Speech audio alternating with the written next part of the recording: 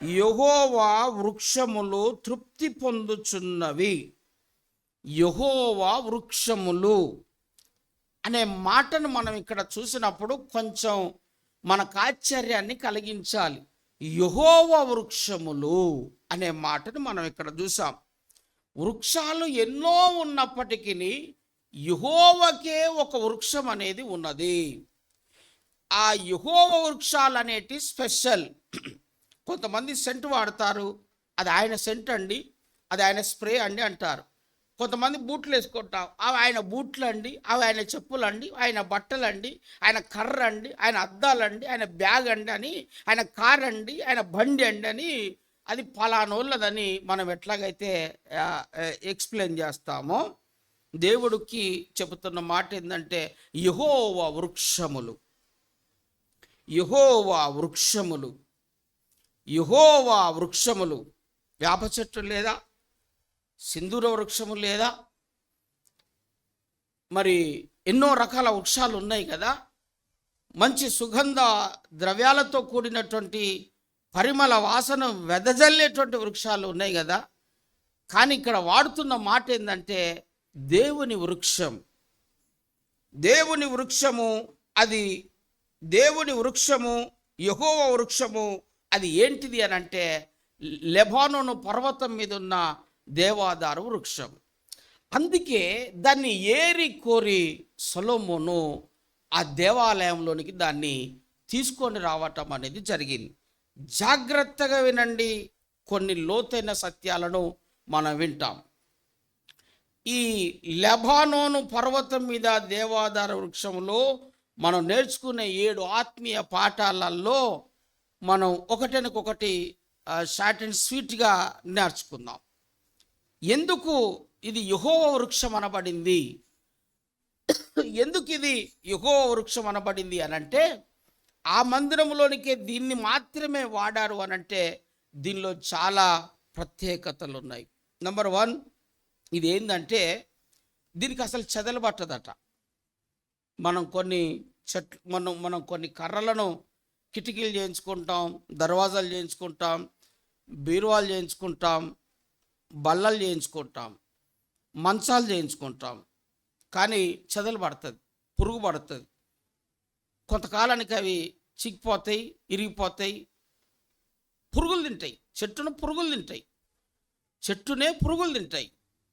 అంటే చెట్టును పురుగులు తినడానికి అదొక ఆహారం అయింది. పురుగులకు ఆహారము చెట్లైనవి. కానీ ఈ చెట్టు పురుగులను తింటుంది. ఈ చెట్టును కానీ పురుగు ముట్టిందా అది దెబ్బకు చచ్చిందే తప్ప ఇక ఆ చెట్టును పురుగు పుట్టడం అనేది అసంభవం. కనుక నంబర్ 1 ఇది ఏంటిదంటే ఈ దేవదారు వృక్షాన్ని పురుగులు ముట్టవు, చెదలు ముట్టవు, చీకిపోదు, పాడైపోదు. అది త్వరగా ఎక్స్పైర్ కాదు. అది త్వరగా అది పాడైపోకుండా ఇనుము కంటే గట్టిగా ఉంటుందంట. దేవునికి స్తోత్రం చెప్పండి ఒకసారి. అందుకే అది యెహోవా వృక్షం, అది మందిరములో కావాలి అని దేవుడు కోరుకున్నాడు. అందుకే సొలొమోను ఆ టైంలో ఉన్నటువంటి రాజుకు, ఆ లెబానోన్ దేశపు రాజుకు చెప్పి, నా మందిరానికి కావలసిన కొంత బంగారం, నా మందిరానికి కావలసినటువంటి ఆ దేవదారు మ్రాణులు కావాలని చెప్పితే ఆయన కావలసినన్ని సరఫరా చేస్తే ఆ యొక్క యెరూషలేం ప్రాంతంలో ఉన్నటువంటి గలిలయ సముద్రానికి చుట్టుపక్కల కొన్ని 10 పట్టణాలను ఆ రాజుకు రాసిచ్చాడట. 10 పట్టణాలనే ఆయనకు రాసిచ్చాడట. ఎందుకు అనంటే ఈ మందిరానికి సరిపడినటువంటి కర్రలు ఇచ్చాడు. మనం అనుకుంటాం మందిరం ఎంత, మందిరమే పాటిది, దానికైనా 10 ఊళ్ళను ఇవ్వటం ఏమిటి అంటే, మందిరము అట్లా ఇట్లా లేదది.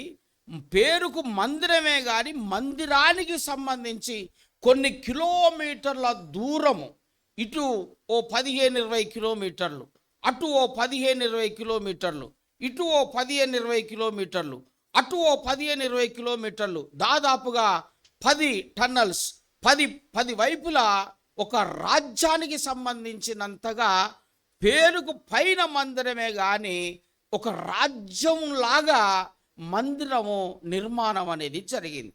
పైకి కనిపించేది చిన్న గోపురమే, కానీ గోపురానికి చుట్టుపక్కల కింద పైన చుట్టూ ఆ కర్రను మరి కొన్ని కిలోమీటర్ల దూరం ఆ కర్రను వాడవలసి వచ్చింది. కనుక ఆ కర్ర చాలా ఉపయోగపడ్డది. ఆ కర్ర యొక్క ప్రాముఖ్యత ఏంటిది అని అంటే అది పాడైపోయేటువంటిది కాదు. పాడైపోయింది ఆ మందిరంలోనికి ఆయన దేవుడు వాడుకుంటున్నాడు. మళ్ళీసారి చప్పట్లు కొట్టండి. దీనిలో మనం ఆత్మీయ పాఠాలు నేర్చుకోవాలి. ఇందులో మనం ఆత్మీయ పాఠాలు నేర్చుకోవాలి. పాడైపోయింది, చెదలు పట్టంది, పురుగు పట్టంది, చీకిపోంది, ఇరిగిపోంది, త్వరగా ఎక్స్పైర్ అయిపోంది, శాశ్వత కాలం నిలిచేదాన్ని ప్రభు కోరుకున్నాడు.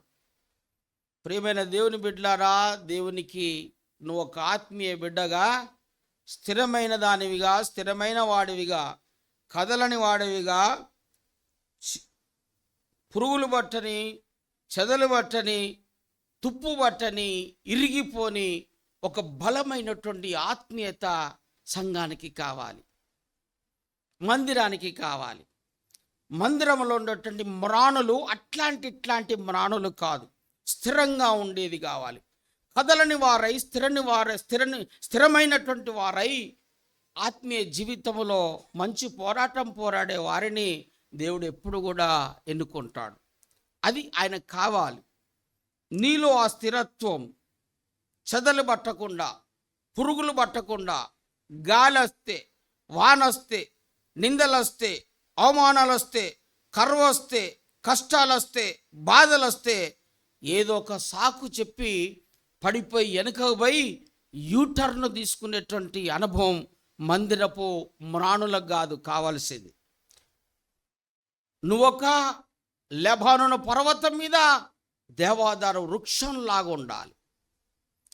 నీ జీవితంలో ఆటుపోటులు, నీ జీవితంలో వ్యతిరేకతలు, నీ జీవితంలో ఎనలేని బాధలు, కరువు కాటకాలు, కష్టాలు వచ్చినా కదలక మెదలక స్థిరంగా ఉండేటువంటి స్థిరత్వం కలిగినటువంటి ఆత్మీయత మందిరానికి కావాలి.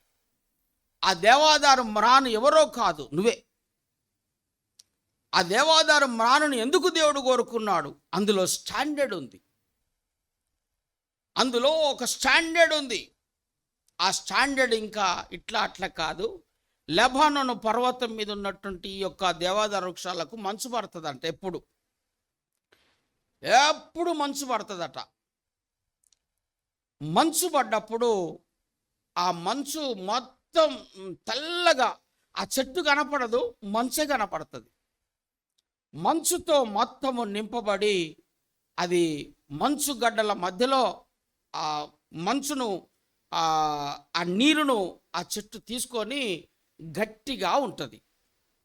దానిలో ఇంకా ప్రాముఖ్యత ఏంటంటే ఆ మంచు పడట 4 శాఖలుగా ఆ మంచు అటువైపు వెళ్ళి ఇటువైపు వెళ్ళి ఆ కొండ మీద నుంచి జారి 4 వైపుల 4 ప్రాంతాల నుంచి వెళ్ళి ఒక ప్రాంతంలో స్టోర్ అయి, ఆ ప్రాంతంలో స్టోర్ అయి పారే నీరే యోర్దాను నది.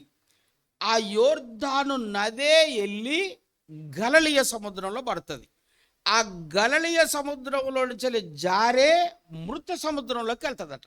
అంటే ఈ దేవాదారు మ్రాను మీద పడుతున్నటువంటి మంచు ఎక్కడికి వెళ్తుందంటే యోర్దాను నదిలోకి వెళ్తుంది.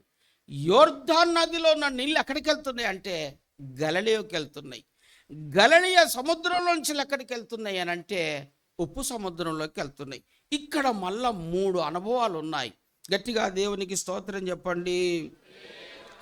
గలిలయ యోర్దాను నది పుట్టిందే దేవాదారు మ్రాను మీది నుంచి వెళ్ళి పాడుతున్న మంచులో నుంచి వెళ్ళి వచ్చిందే ఆ యొక్క యోర్దాను నది. ఆ యోర్దాను నదిలోనే యేసయ్య బాప్తీసం తీసుకున్నది. ఆ యోర్దాను నదే పాయలైంది. ఆ యోర్దాను నదిలో నుంచి వెళ్ళి వెళ్ళిన నీళ్ళే గలిలయ సముద్రం. ఆ గలిలయ సముద్రంలోనే యేసు ప్రభు పడవలో కూర్చున్నది. ఆ గలిలయ సముద్రంలోనే అనేక అద్భుతాలు జరిగాయి.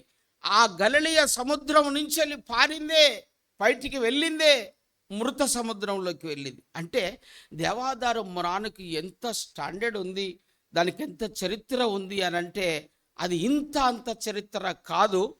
అది మంచుతో నింపబడి చక్కగా మంచును స్వీకరించి ఎన్నడూ కదలక మెదలక అత్యున్నతమైనటువంటి హైట్ని పెరిగి స్టాండర్డ్గా ఉన్న ఆ భక్తినే దేవుడు మరి సంఘములో నిన్ను కోరుకుంటున్నాడు. నువ్వు ఎలా ఉండాలి అని అంటే దేవాదారు మ్రానులాగా మారాలి. చిన్నదానికి పడిపోయి, చిన్నదానికి అలిగి, చిన్నదానికి గునిగి, చిన్నదానికి సనిగి, చిన్నదానికి నిరాశ చెంది, చిన్న చిన్న విషయాలను మనసులో పెట్టుకొని చిన్న చిన్న విషయాలకే చచ్చిపోదామని, చిన్న చిన్న విషయాలకే బ్రతుకు మీద నిరాశ చెంది, చిన్న చిన్న విషయాలకే నిరాశ చెంది, చిన్న చిన్న విషయాలకే పారిపోదామని, చిన్న చిన్న విషయాలకే నిరుత్సాహపడి, చిన్న చిన్న విషయాలకే దేవుణ్ణి వదిలిపెట్టిపోయే మ్రానులు దేవునికి కాదు కావాల్సింది. ఆటుపోటును, మంచును, గాలిని, నీరును అన్నిటినీ భరించి స్థిరంగా స్థిరత్వం కలిగి నిలబడగలిగినదే దేవునికి కావలసినటువంటి మ్రాను. ఆ మ్రానులాగా నువ్వు ఉండాలని ఈ యొక్క ఆత్మీయ పాఠం. గట్టిగా స్తోత్రం చెప్పండి. మళ్ళోసారి స్తోత్రం చెప్పండి. కీర్తనల గ్రంథములో 2వ కీర్తన మొదట మనం నేర్చుకున్నాం. దేవుడు మందిరానికి ఆ మ్రానునే ఎందుకు వాడాడనంటే అది స్టాండర్డ్ కావాలని. మనం ఇప్పుడు ఈ బల్లను చేయించాం, కానీ రియల్గా ఇది పెద్ద స్టాండర్డ్ ఏం కాదు. ఐరన్ చేయించాం, రియల్గా అది పెద్ద స్టాండర్డ్ ఏం కాదు, టెంపరవరీగా మనం వేసుకున్నాం. ఒకవేళ మనం ఒరిజినల్గా మందిరమే కట్టుకుంటే అన్నిటికంటే ఎక్కువ సంవత్సరాలు ఏ సిమెంట్ బాగా పనిచేస్తుంది, అన్నిటికంటే ఎక్కువ ఏ ఐరన్ బాగా పనిచేస్తుంది, అన్నిటికంటే ఎక్కువగా ఏదేది పనిచేస్తుంది, ఎక్కువ కాలం ఏది ఉంటుంది అన్నది చూసే ఆ మెటీరియల్ మనం వాడతాం. అట్లాగే దేవాదారు మ్రానులు వాడింది ఎందుకంటే తరతరాల వరకు ఉండాలనే ఉద్దేశాన్నే కోరుకోవటంలో ఆ దేవాదారు మ్రాను. దేవాదారు మ్రాను మందిరంలో ఉండాలంటే స్టాండర్డ్ అయి ఉండాలి. నువ్వు కూడా ఒక స్థిరత్వం కలిగి ఉండాలి. మనలో రకరకాల అస్థిరత్వాలు వస్తాయి. కాసేపు ఇది, కాసేపు అది. పొద్దుట ఆలోచన ఉంటుంది, సాయంత్రం ఆలోచన ఉంటుంది, తెల్లారితో ఆలోచన ఉంటుంది, తినక ముందు ఆలోచన ఉంటుంది, తిన్న తర్వాత ఆలోచన ఉంటుంది, పొద్దుట ఆలోచన ఉంటుంది, మధ్యాహ్నం ఆలోచన ఉంటుంది, రాత్రి పడుకునేటప్పుడు ఆలోచన ఉంటుంది, పడుకొని తెల్లారి లేచిన తర్వాత మనలో ఒక ఆలోచన. ఏ క్షణంలో ఏం ఆలోచిస్తామో మనకు తెలియదు. మనం అంటాం చెంచలుడు, చెంచలామె, స్థిరత్వం కాదు, మాట మీద నిలబడడు, ఇవాళ ఉన్న మాట రేపు ఉండదు, రేపున్న మాట ఇవాళ ఉండదు, అప్పటికప్పుడే మాట మారుస్తారు, మాట మీద నిలబడటలు కాదని మనం ఇట్లా అంటాం. అవి మాటలు. కానీ నీ ఆత్మీయ జీవితం అలా ఉండదు. నువ్వు వ్యక్తిగతంగా ఎలాగన్నా ఉండు, అది నీ ఇష్టం. వ్యక్తిగత విషయాలు అనేది నీ ఇష్టం. అది దైవికంగా సంబంధం లేని విషయం. కానీ దేవుని సన్నిధిలో స్థిరులై ఉండాలి, కదలని వారై ఉండాలి, నిలకడ కలిగిన వారై ఉండాలి. దేవుని సన్నిధిలో చివరి వరకు నిలబడగలిగే వారై ఉండాలి. మంచి పోరాటం పోరాడేవారై ఉండాలి. చివరికి వాళ్ళ ప్రాణం పెట్టేవారై ఉండాలి. గట్టిగా దేవునికి స్తోత్రం చెప్పండి. మళ్ళోసారి గట్టిగా స్తోత్రం చెప్పండి. మళ్ళోసారి గట్టిగా స్తోత్రం చెప్పండి. హల్లెలూయా.